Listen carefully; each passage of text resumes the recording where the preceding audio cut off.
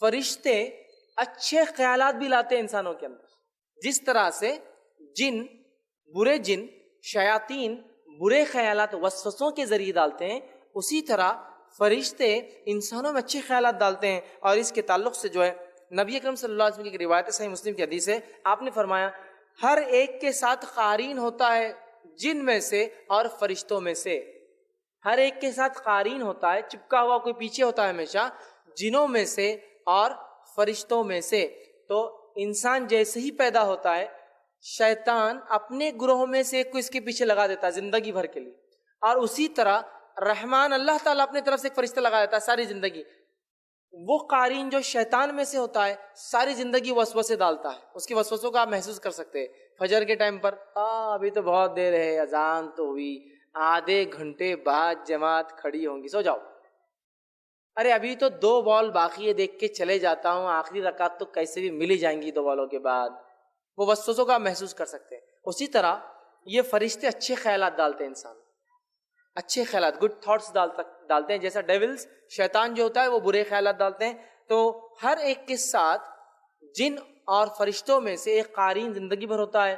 وہ جنوں والا برے حکم دیتا ہے اور وہ فرشتوں والا ہمیں اچھی اچھی باتیں کرنے کا حکم دیتا ہے، اچھے خیالات ہم میں لاتا ہے، یاد رکھیں. ٹھیک ہے. اسی طرح ابن آدم کے اچھے اور برے اعمال لکھتے ہیں فرشتے. انسانوں کے اچھے اور برے اعمال لکھتے ہیں فرشتے، یاد رکھیے. ٹھیک ہے.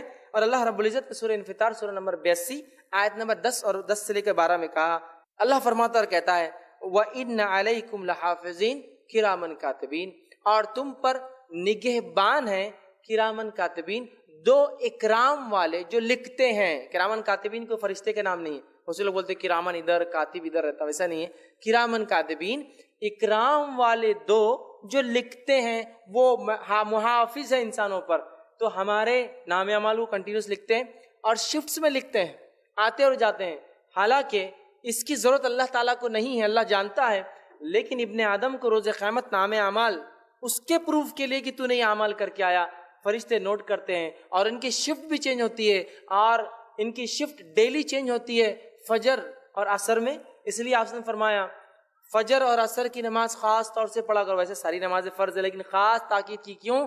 اس لیے کہ یہ شفٹنگ کا ٹائم ہوتا ہے فرشتوں کے، اور میں چاہتا ہوں کہ جب فرشتے شفٹ بدلے تو وہ اللہ سے کہے اللہ میں نے اس کو نماز میں چھوڑ کر آیا، اور جب دوسرے فرشتے آئے شفٹ چینج ہو تو پھر وہ کہ اللہ وہ نماز ہی پڑھ رہا تھا ابھی بھی. تو ڈیلی شفٹ کب چینج ہوتی ہے؟ فجر اور عصر میں. ویکلی شفٹ ان کی کب چینج ہوتی ہے؟ پیر اور جمعرات. اسی لیے آپ نے فرمایا کہ میں پیر اور جمعرات کا روزہ رکھتا ہوں. کیوں؟ تو یہ فرشتے شفٹ چینج کرتے ہیں، ویکلی شفٹ.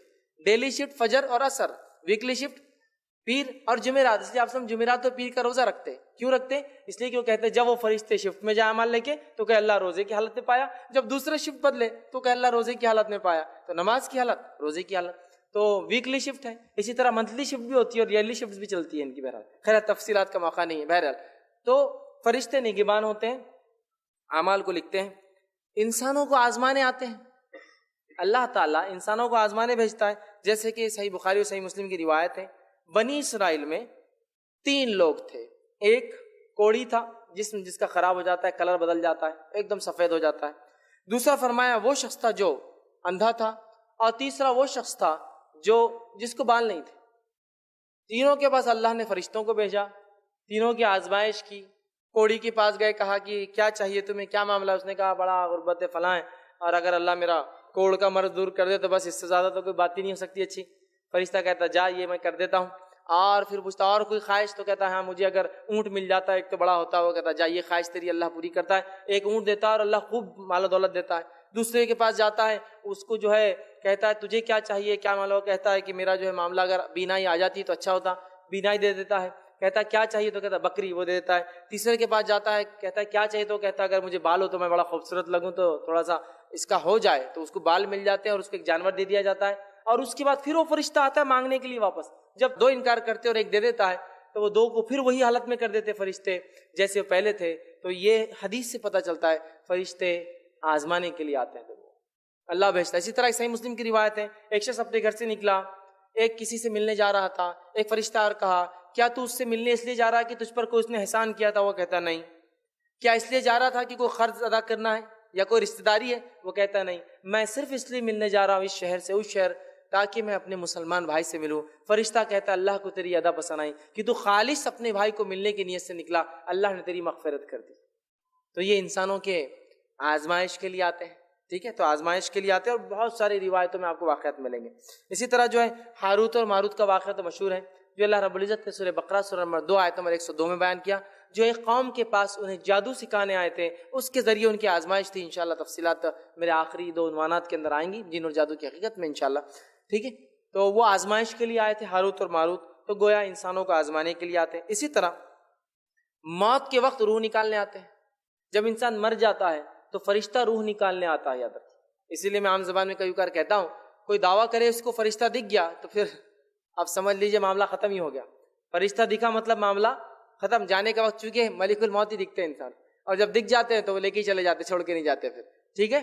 وہ غائب ہے نا, اور غائب جب انسان دیکھ لیتا ہے تو واپس دنیا میں آنے کا چانس نہیں ہوتا اس کو.